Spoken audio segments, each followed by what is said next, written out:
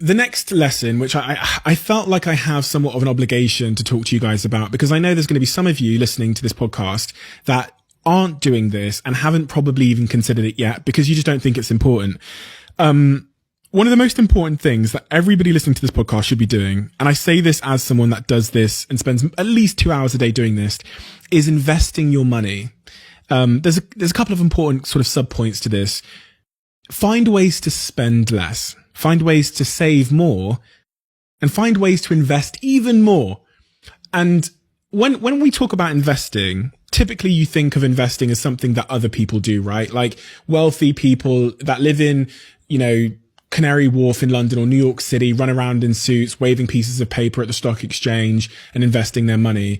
But genuinely, if you learn the habit of investing your money now, it can have a completely disproportionate impact on how free your life is in 10, 20 or 30 years time. And when I talk about investing, people will often come back to me and say, well, I just don't understand it, right? That's how I just don't know. And I think it's like, isn't it tragic that in an era where we have the sum total of the world's information at our fingertips, and with 5G internet, so we can get it in a second, that not understanding something, which is actually quite simple if you just gave a couple of hours to it, is the barrier that's stopping a lot of people from ever building their wealth.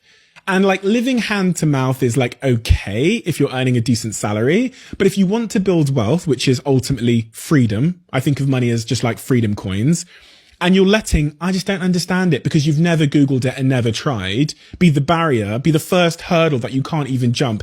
For me, that's a great shame. And I did this for a long time. I did this for maybe 25 years. I think I started investing capital when I was about 26 years old. But up until 25 years, I just thought, oh, well, investing is for other people, right?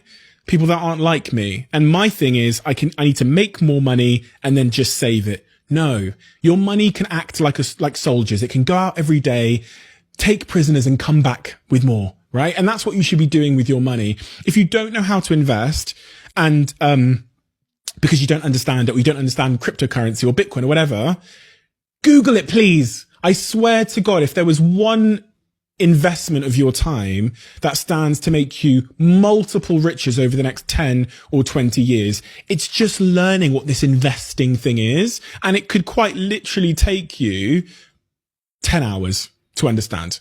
10 hours to genuinely multiply your future wealth.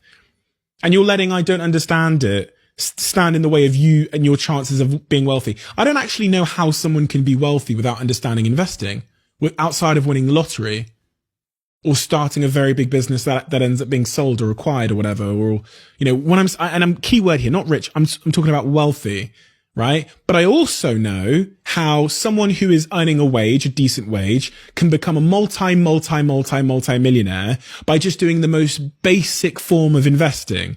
But the problem is they don't teach you this stuff in school. So this is one of the things in life where you're going to have to do it yourself. You're going to have to go and put those 10 hours in. My brother said to me one day, he said, I was talking about, what to do with my money. I was like, bro, my brother's an investment manager and investment banker. I said, bro, I'm going to buy a house. And he turned to me, he said, Steve, if everybody knows how to do it, the returns are low. And he said, how many people do you know that are buying houses and that know how to buy a house? I said, everybody I know. Everybody in social chain, all 700 people. Some people have 2 or 3 houses. He went, then don't do that. He said, if you want a higher return, you have to go and do the thing that most people don't know how to do. And he went, investing. Most people don't ever bother to teach themselves about investing. We all typically live in this world where, the narrative is you go to university, whatever, you get a job and then you go and get that mortgage and you buy a house. That's the path. So just like thinking logically, it does make sense that there would be greater returns doing the thing that nobody's told you about or that is off-piste, right? And that's what investing is. And we're seeing a real renaissance moment at the moment with young people, old people who would never invest before because of apps like Revolut and Monzo and how easy it's become to start to get into investing, but also because of Bitcoin that pulled a ton of people in. And I think if I could give you a piece of value, if there's something you could come away from the podcast and think, do you know what?